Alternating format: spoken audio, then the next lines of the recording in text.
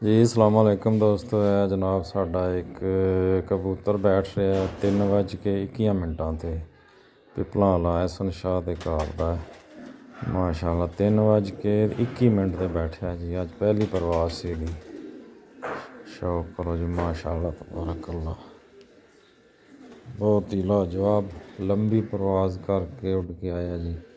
अज पहला दिन सी एहसन शाह मियाँ वाली उन्होंने घर दा जनाब है माशाअल्लाह तबारकल्लाह।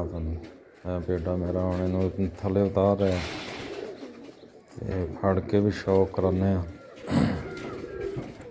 जनाब अंदर उतरे फड़ के जनाब मैं शौक कराना। देखो जी शौक करो। बहुत ही अच्छी नस्ल का कबूतर है। आम सादा जहा देसी पिपलों वाला कबूतर है। पहले दिन ही जनाब इट मारी 3:21 ते बैठे माशाअल्लाह तबारकल्लाह। तुम तो शौक करो पंजा का शौक करो जनाब छड़ के भी दिखाने माशाअल्लाह तबारकल्लाह। लंबी दौड़ का घोड़ा है जी। आम सादा जहा कबूतर है।